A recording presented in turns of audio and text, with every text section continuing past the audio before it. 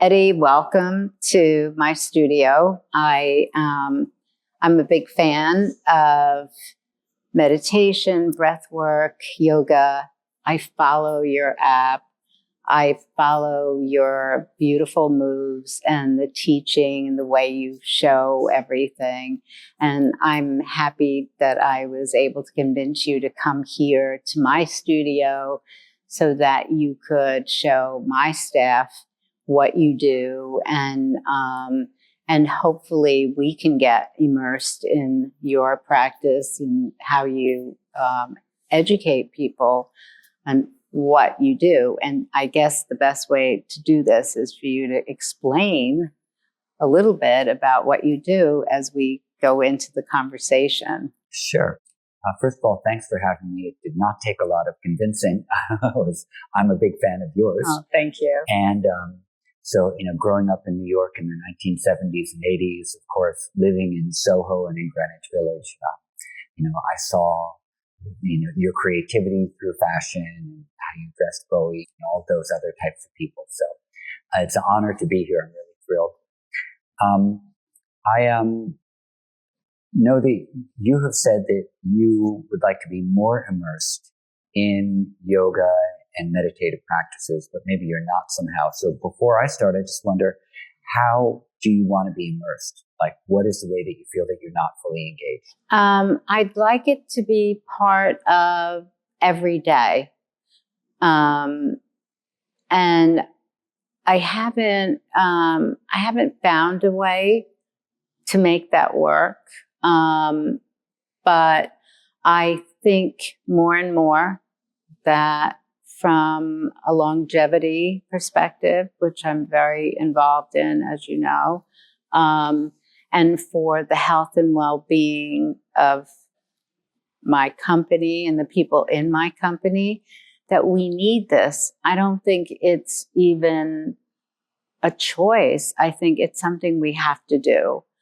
The world is very complicated and becoming more complicated, and technology and social media are incredibly difficult to absorb and not get a little frazzled by or shattered by. So I really feel I need to add this to my life as a daily practice. And I have a feeling my team would really want to do it too, but they may not be aware of the positive effects of a practice like this. Yeah, that's really nice and beautifully said. I think one of the things is, in regards to yoga, awareness, mindfulness practices, all these types of things, they originated a long, long time ago with people questioning, who am I? What am I doing here? Where am I? What is this universe? People looking up to the stars and looking out to space and wondering, where is this planet in the midst of everything? And who is the I which is asking, who am I? This is a question that, has been asked for thousands of years. So there are different philosophies in the Indic systems, and they've given slightly different answers, but some of the things that they agree on is that we are all part of a grand process which is unfolding. It's a creative process. It's ever unfolding. It's ever changing. The only thing that we can depend on is that something is going to change in this thing we call nature of the world. And then there's another thing which probably isn't going to change, and that is our ability to be aware. The sense of awareness is always present, and it's always the same, regardless of the external circumstances. So the spiritual quest in the Indic traditions is to form a deep relationship, or at least a consistent relationship, with our ability to observe, our ability to listen, our ability to watch, and then live our lives with that connection. So, and it solves a lot of problems. What should I do next?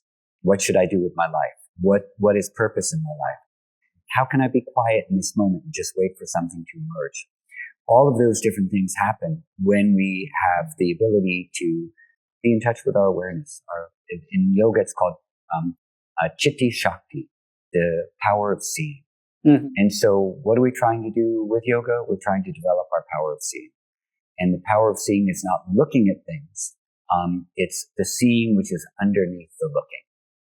And so that's what happens in meditation. When we sit quietly, we form a relationship and we become established in the seeing which is underneath looking, underneath hearing, underneath tasting and touching. And there are all these different practices we can do to do that. We have a physical body. This is our most obvious expression of our nature. And we need to inhabit our physical body comfortably. So it has facility. It will last a long time. It can function and do the things we want it to do. You know, you talk a lot about this in your book, and you talk about this a lot in your exercise videos that you do and everything. You know, we want a functional body. Why? Yeah. So we can be regulated in the world around us. We want a body so we can do the things we need to do in the world around us. It's called regulation. So we self-regulate internally through our nervous system, our mind, and our emotions. And then we co-regulate externally through relationships with people, like creative relationships, working relationships, intimate relationships, food relationships, everything. Yeah. And so there are two parts of it. There's a self-regulation, and then there's a co-regulation. And yoga encompasses all those types of things so we can live happily and understand some purpose. So the idea of wanting to do these things with the people we work with is absolutely essential for this idea of co-regulation in a very positive pro-social way. Yeah.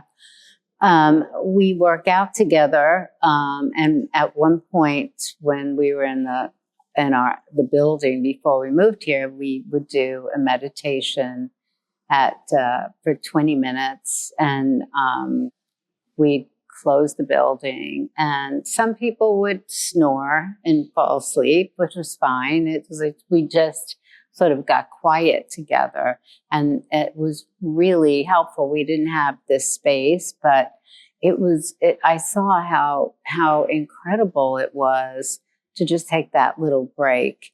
And then working out, obviously, as a team also is great. And there's a part of me, I spend a lot of time in the Middle East, and there's a part of me that loves the call to prayer and the pause 5 times a day for prayer. And I'm so moved by how naturally everybody goes about doing that, and they naturally just go back to the conversation or the meeting or whatever is happening. And I have this fantasy in my head that New York at 12 noon can stop just everybody wherever they are for a minute and just pray, not pray, just stay quiet. And that if you're doing all of this in unison, it's got to be impactful in some way. Like you were saying, you're co-oping, but if you could do it in a group, even a group that you don't know, wouldn't it be wonderful? And you and I have had this conversation that the idea of meditation or prayer or whatever it may be, but meditation, I would love for you to talk more about it. I've been doing an active meditation in the morning, and I love it. I love taking that time, and I feel so good. But I think to truly understand why I feel so good, I'm not sure I do. And so what is it about meditation? Talk about the process, because a lot of people really don't know what meditation is. And there are many versions of it, but maybe you can kind of give us a little tutorial on meditation. Sure. And also, I like what you said about the call to prayer. There's something so beautiful about the collective prayer, and also collective prayer, which is done with your body. Also, there's movement and there's vocalization. There's breathing that goes with vocalization. There is listening. There's a unity of purpose and of movement all at the same time. And this is like a really beautiful thing. And yoga is also a type of prayer with your body if you do it the right way. If you do it just to get really flexible, get really fit, or to do something fancy, you're not praying with your body anymore. Now you are attaining for something. And in that attainment, you lose the sense of awe, the sense of gratitude, the sense of wonderment, the sense of where am I in the midst of all this? Because now you're trying to get something. And this is what a lot of sort of, not all, but a lot of the social media moves us towards, and also even picture books of yoga and stuff like that. So there has to be this sense of I am going a little bit beyond my own limited narrative, the stories I tell, to sense something quieter than my stories that I want to live by. This is essentially what meditation is doing as well. Now, meditation is interesting because maybe we're doing an active meditation. Maybe we're doing a seated meditation where we're not moving. Maybe it's meditation while walking, with the eyes open, with the eyes closed. But the thing which connects them all is that there is someone doing the meditation.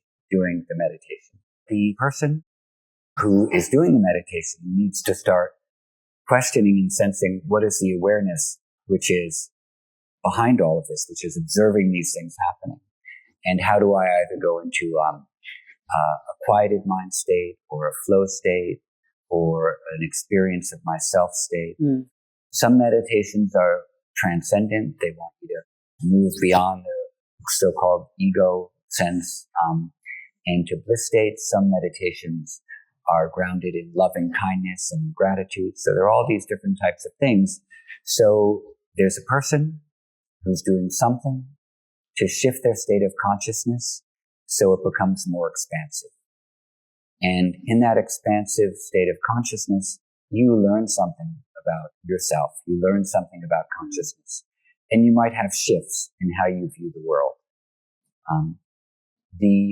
To say there's one purpose of meditation would be limiting to the entire undertaking, because we have Christian meditation, Jewish meditation, Muslim meditation, Jain meditation, Hindu meditation, yoga meditation, atheistic meditations. They're all different types of meditations. That's so true. But it is to direct your awareness towards something. And so I think typically when people think about meditation, they think they have to sit still. I know this is from our experience as a group meditating together. We would sit in a comfortable position. Some people felt better lying down. However, the interpretation obviously is fine. But the hardest thing for everyone was to stay still. Yeah. To find that stillness. And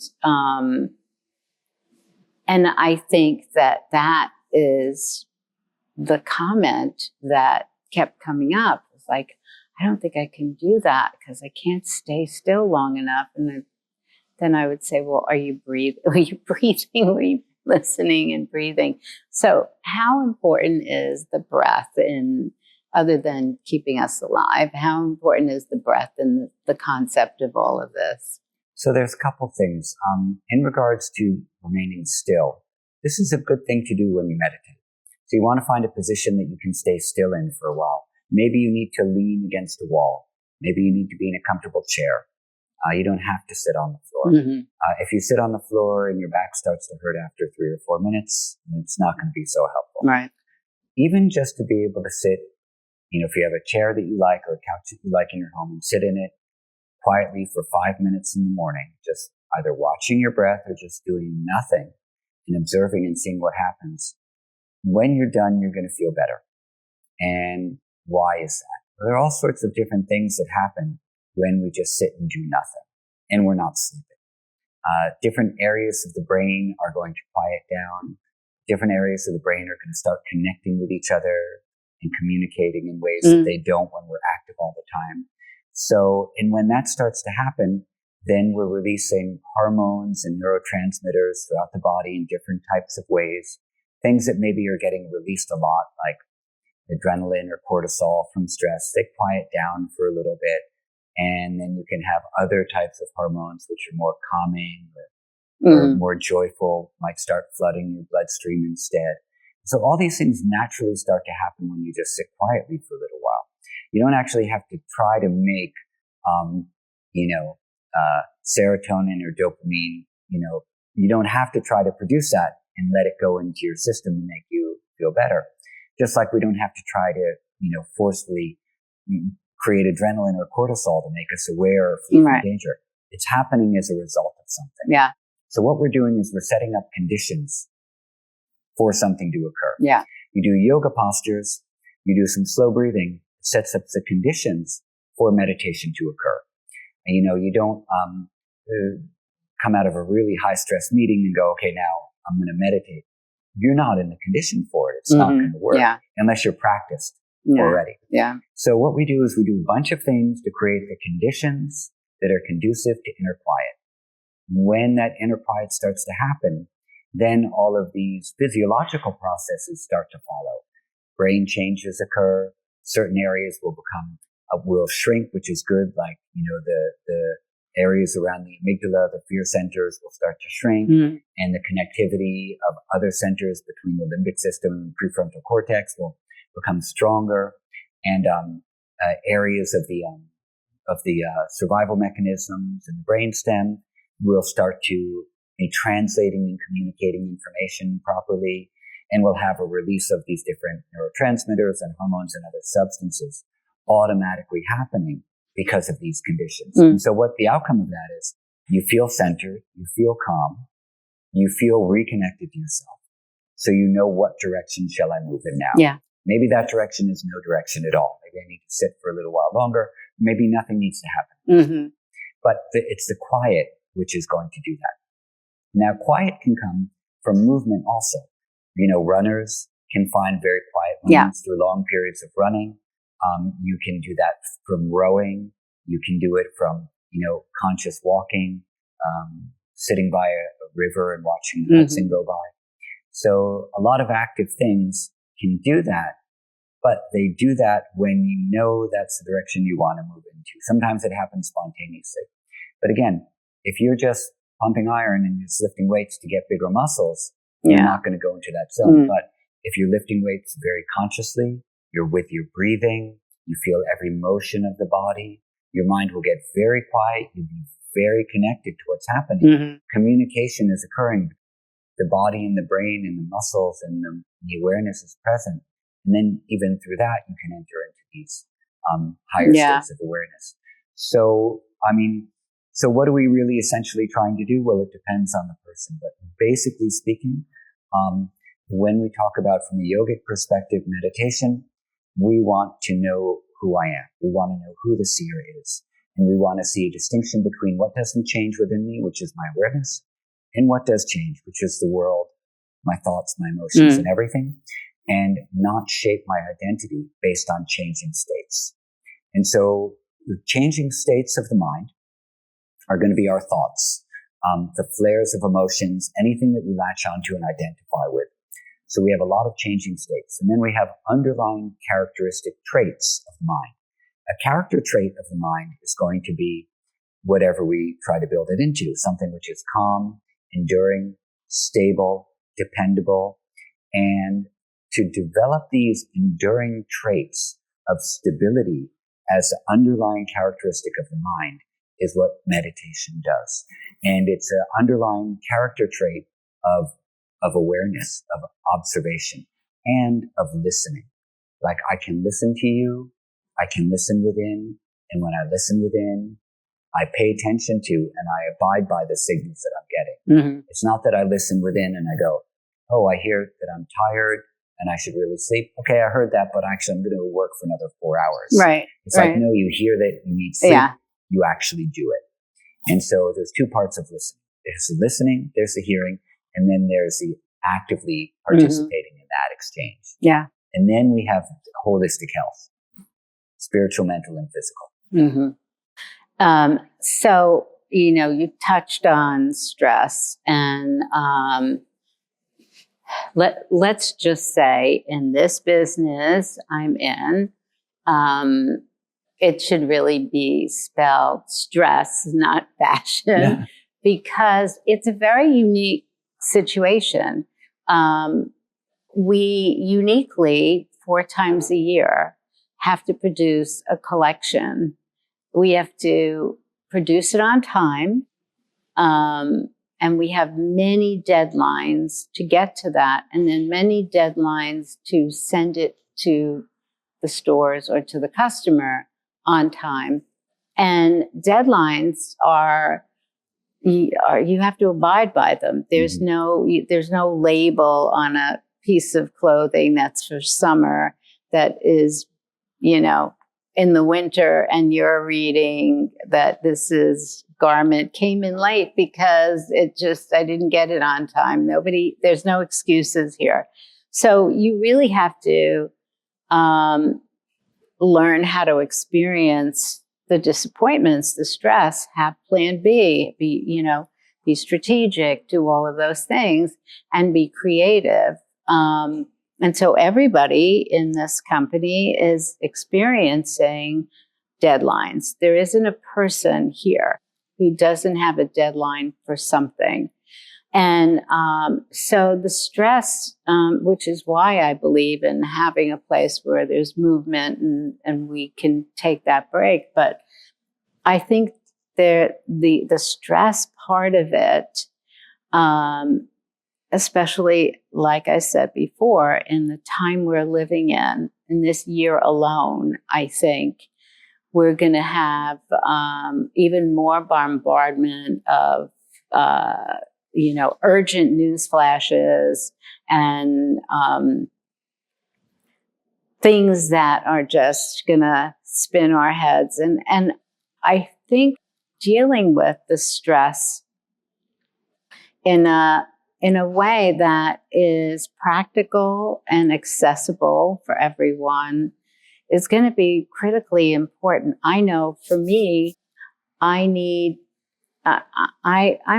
pretty good at compartmentalizing and doing that, but I'm feeling like, I think I need like a bonus round here on how to deal with stress and when to kind of step aside and take a break or I think we need some structure on how to deal with stress and own how we deal it, so we don't have to go to a doctor, or that we can try to do it proactively. So what are your thoughts about that? I mean, it's not just for me in this conversation or for my team, but I think for everyone. I don't know a person who is not affected by the stress and by all of the things that are going on in our world. What do you recommend as a way to address dealing with stress in a way that is effective and that you can feel and see results right away? Like, what kind of tips do you have for that? Okay, so first thing is the basic understanding of what stress is. So stress is a neutral force that has to do with how we deal with incoming information, input, and it's not really that information is coming in, it's that events are happening and then we're interpreting what those events are. How we interpret those events are going to depend person to person. So stress is a neutral force that has to do with managing and dealing with interacting with events of the world and of our bodies and of life.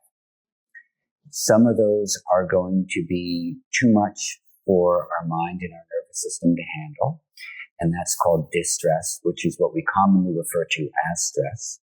And then if it's positive, it's something that's just enjoyable and makes us grow or challenges us or is creative, it's called eustress, which is a positive stress that helps us to grow and thrive. And so a lot of how we, a lot of the effect which is going to come depends on our perception. Am I perceiving this as a negative thing or as a positive thing? Is this something which will help me grow or something which is going to weaken me? We have a lot of input coming all the time and it's just overwhelming. We can't handle it.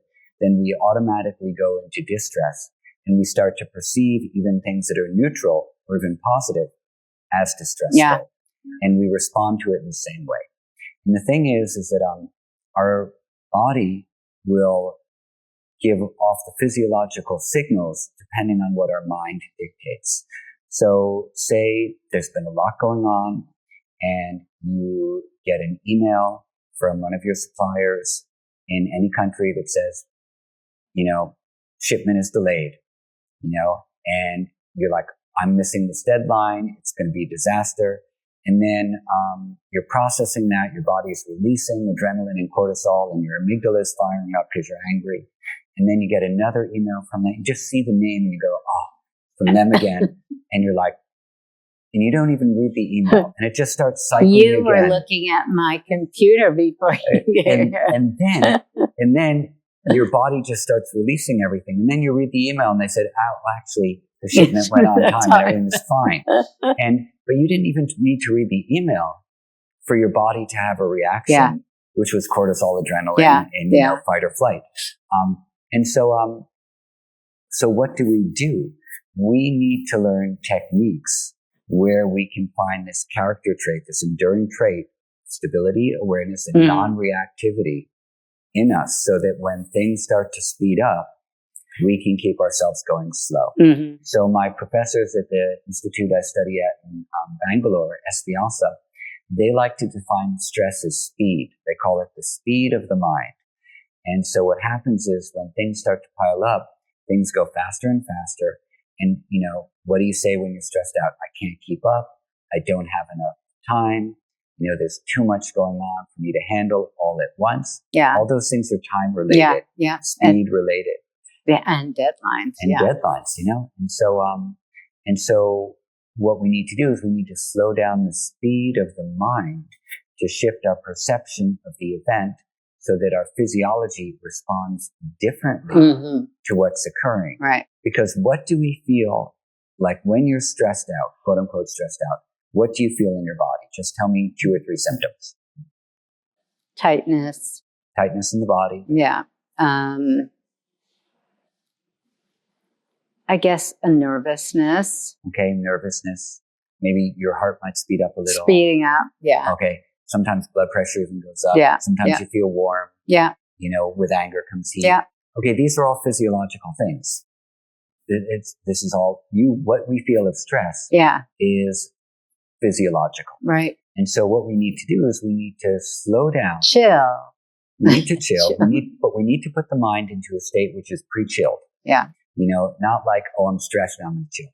We want this pre-chill state of mind that we can always go back to. Mm-hmm. And when we're operating from that level, then even when some information comes, which might be a challenge, our physiology does not respond as though it's danger.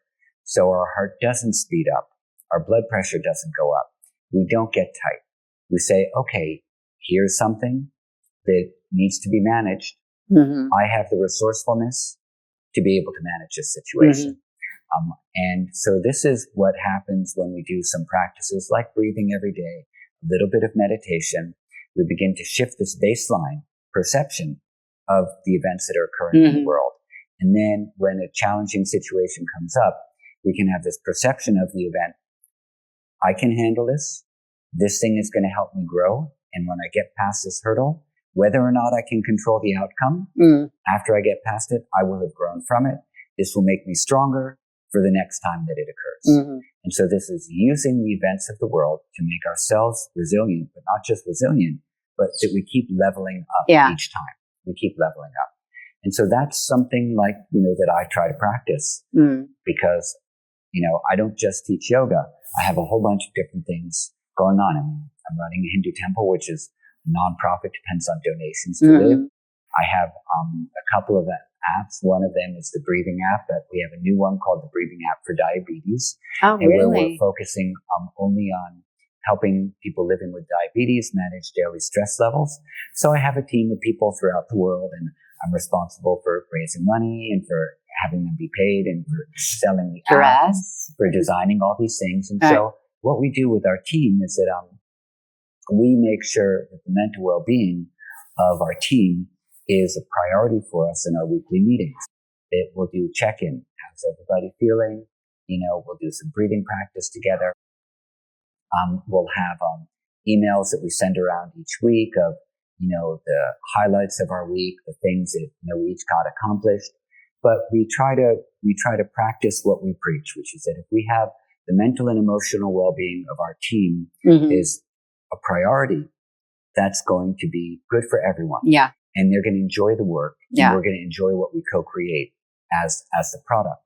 And so that doesn't just mean like, doing a yoga class together or, going on a retreat together. Never gone on a retreat together. Our coders are on Uzbekistan, and I have my one founder is in Prague, another is in Amsterdam, another guy in Dubai. So we're all spread over. But it means that we talk with each other, and that, if someone is going through a little bit of a hard time, either Sergey or myself will get on a Zoom call with them and say, we're here for you. Do you need to take a break? What can we do to help support you? I'm sure you do all those things. And so I think that the mental well-being and the emotional well-being in regards to stress is, yes, we have some practices, but more importantly, we have an active ethos in place for how we relate to the human beings who are on our team, and understand, yes, things need to be done. We need to reach our deadlines. We need to produce our product. But at the same time, we want to do that, keeping in mind, you are a human being. You're going to struggle. Yeah. Yeah. I'm a human being. Yeah. I'm going to struggle too. Yeah. And every once in a while, we lose it and we get angry or revenge or whatever. But if we have a good team, we can backtrack, we can talk it out. Yeah. It's, I think what would be great is if you could share some tools that we could start practicing and using, and I think making it something that we can do on a regular basis. If we could get you to come back again too, so we could make this a part of our diet, and I think it would be extremely helpful. I'm very concerned about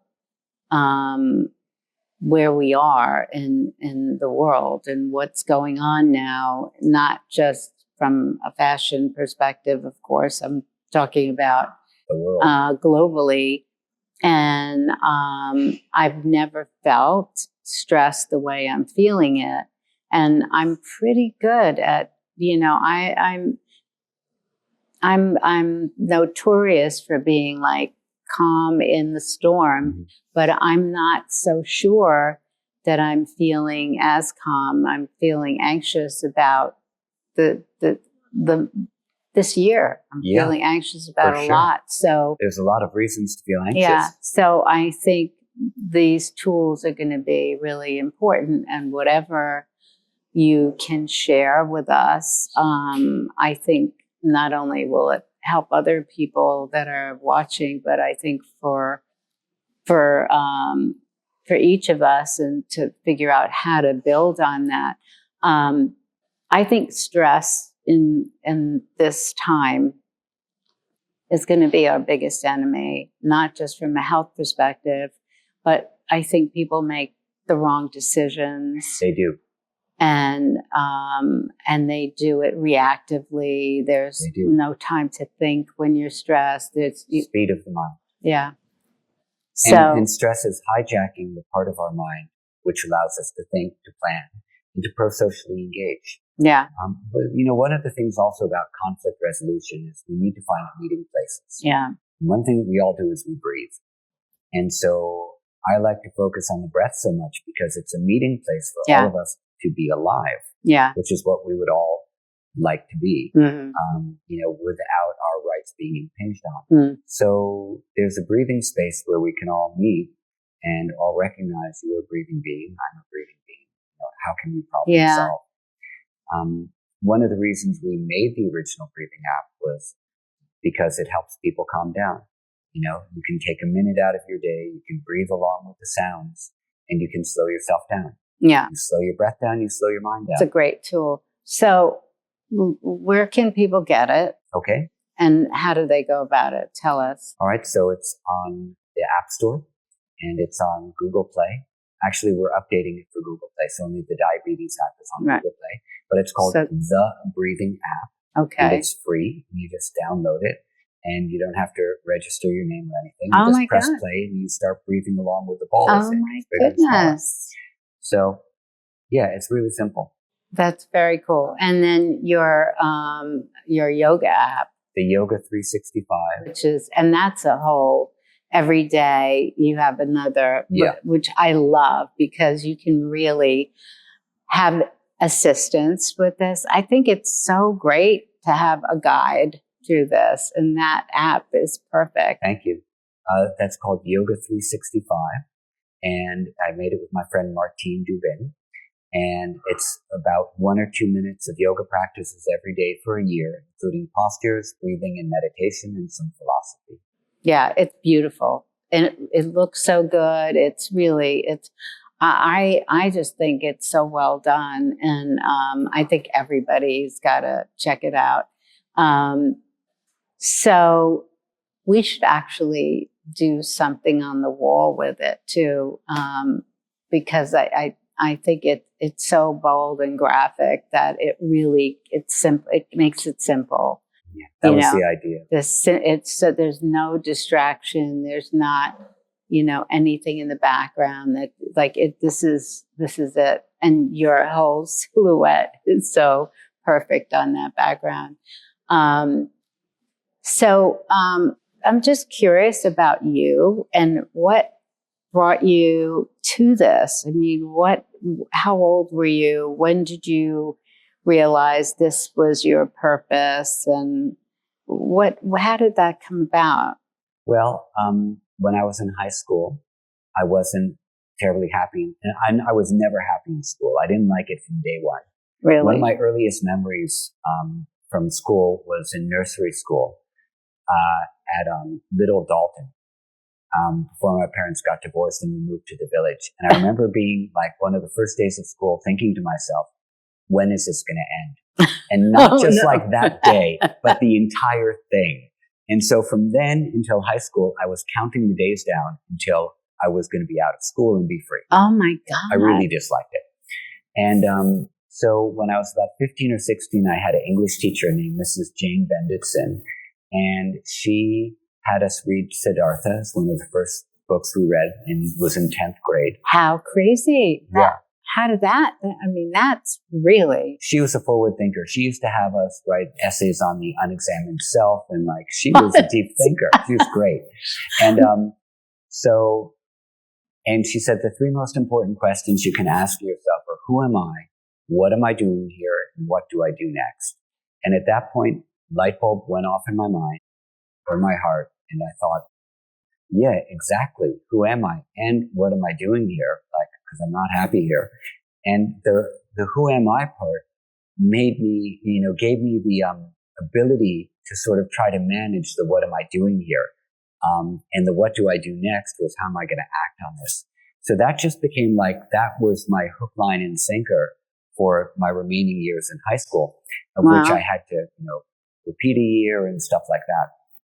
But when I got out of high school, I graduated from Elizabeth Irwin in the village, and I was done.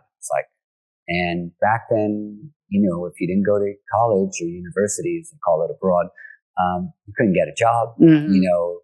There was no, real recourse for you. There was no tech startups. There was none of that stuff. No computers. So my parents were a little bit concerned that if I didn't go to college, what was I going to do with my life? Yeah. And, so I agreed to apply to art school, and I said, but I'm paying for it myself. I'm in control of my education now. I applied to SVA. I got in. Oh, really? I dropped out after 3 weeks. Oh, good. I had started a t-shirt printing business, when I was in high school, and I just printed t-shirts and sold them, and I sold a lot of them. And, met a guy when I was working at Bleecker Bob's record store who had done some yoga. And so he started teaching me about meditation, about chanting, about hallucinogenics. And my spiritual quest sort of started then. And I was about 18. Nice. And then I started Wow. doing some yoga classes when I was about 19 or so. And then when I was 20, one day I was practicing, I practice a lot in my small room at home. I had the sense that this was the thing for me. This was the thing. I'd had some bands that I wasn't playing music anymore because I recognized I wasn't a musician. And, I didn't want to be in art school because I recognized that I wasn't really an artist. I could just paint.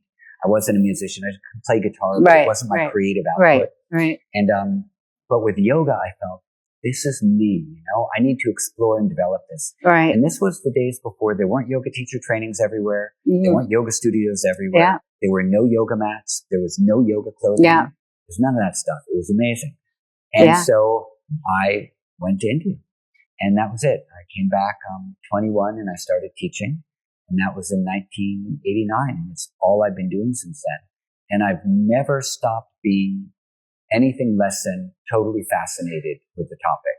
Like, I'm always studying.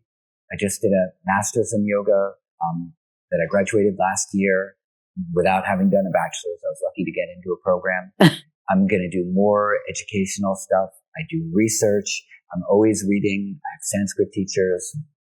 I'm always learning new things about yoga. So all of my creativity, aside from going into our temple, goes into my yoga life. Yeah. Whether it's writing, making apps, or learning new things, or meeting people. It's always new. It's always fresh. Yeah. It's always something illuminating. I always feel like I barely know anything. And I'm very happy in that space because there's so much to this tradition, to learn from people. So, that's exciting. And it has been for the past 35 years. Oh, that's so great. And I don't expect it to change anytime soon. No, that's so great. I mean, when you do something you love and you keep learning and educating and exploring and finding wonderment, I mean, I feel the same about my work. And I think that is the secret, that you can do it for a life and find joy. I'm happy I'm living a creative life, and you found yours. We're very lucky. Not everybody has that good fortune. Before we end, I would love for you to talk about the temple and give us some insight about the temple, where it is, and what the purpose of that is for you. Okay. So it's called the Broome Street Ganesha Temple. And it's, there you go. Thank you so much. Represent. It is, one of the 2 Hindu temples on Manhattan Island. Unbelievable. There are plenty of Hindu temples in Queens and New Jersey, but in Manhattan, this is it. When I first went to India, my first few trips, I traveled up and down India, by bus and by train, going to the holy places. And, in each of the temple towns that I would go to with my friends, we would stop for a few days. We'd spend time in the temples. We'd find a quiet spot. We'd do some asanas, pranayama, chanting, and prayer. And my spiritual life came alive in those temples of India. And somehow, even though I didn't know what was happening in them, they kind of spoke to me as spots where, the heavenly or the divine or the mystical realms were touching the earth plane, where there was some meeting point between the transcendent and the material. And that material wasn't bad. Material was good and beauty and was divine. And the divine was this sort of ungraspable, thing that you were just in the presence of, but you couldn't limit.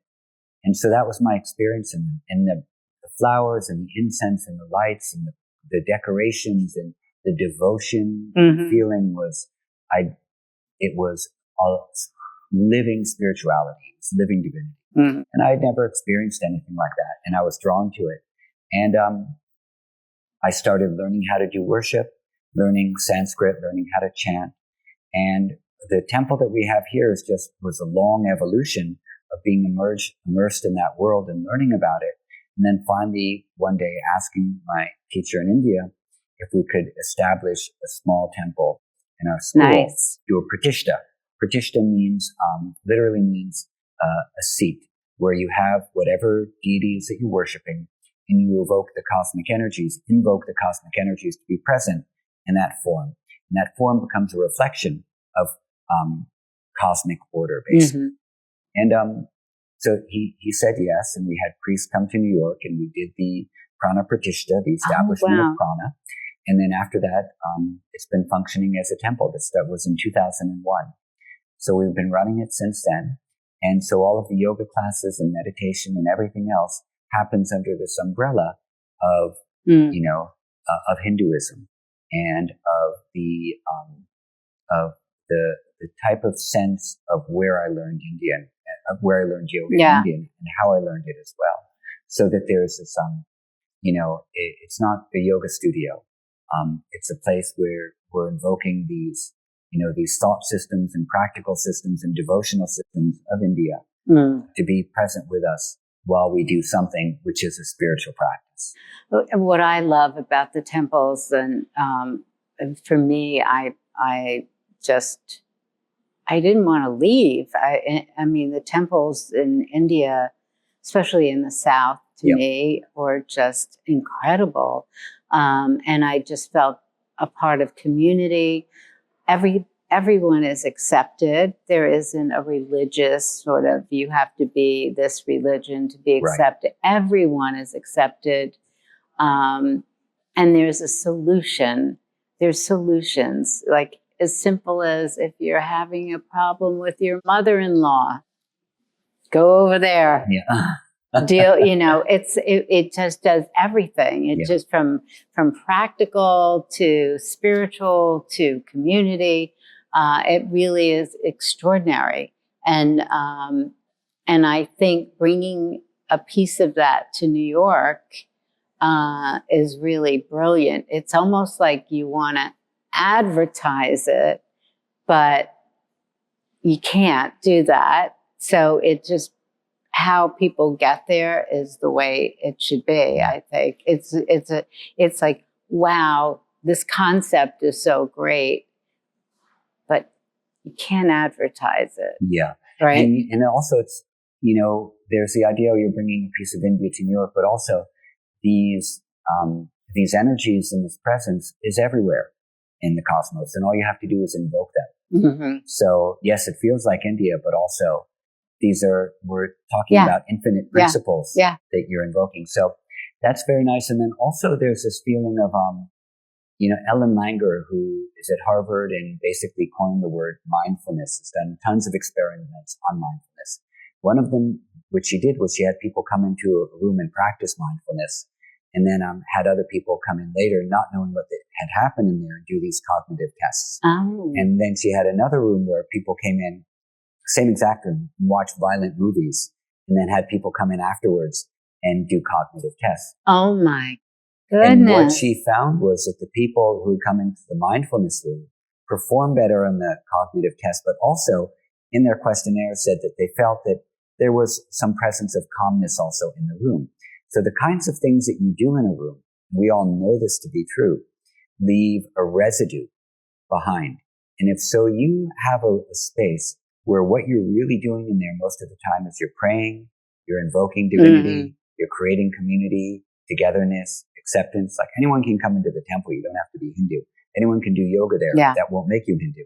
It means you're just doing it in the presence of this constructed mind that you're then entering into, and you're affected by the leftover residue of what's in there. So the vibration of the space or the feeling of the space that you're entering into will shift you, because it shifts your own mental space as well. That's very important, I think, for a devotional life, for a spiritual life, which are probably one and the same anyway. Yeah. And in Yoga Sutra, one of the, the key component of Yoga Sutra is Ishvara Pranidhana, which is devotion to Ishvara, devotion to the transcendent principle of consciousness, which has never been touched by karma, by action, by the residue of karma, by mental imprints from karma. Any of those things, consciousness has never been touched by those. So devotion to this type of a consciousness, this transcendent principle, has the effect of an inward movement of our own awareness. And you can practice this in different ways. You can practice it through external devotion to Ishvara, and you can practice it through internal devotion as well. And both of those are going to leave residues, meaning a sense which is around that. So if you have a physical space where devotion is practiced, and just devotion without the idea of I'm getting anything in return for this, simply out of love, gratitude, awe, surrender, the letting go, the recognition that I'm happy with whatever I have, I'm happy with what I don't have, and regardless, I'll do my best to be present with the world and to do good things within it. This is a devotional attitude. And if you have a space where this is practiced, people coming into that will feel that and sense it. Yeah.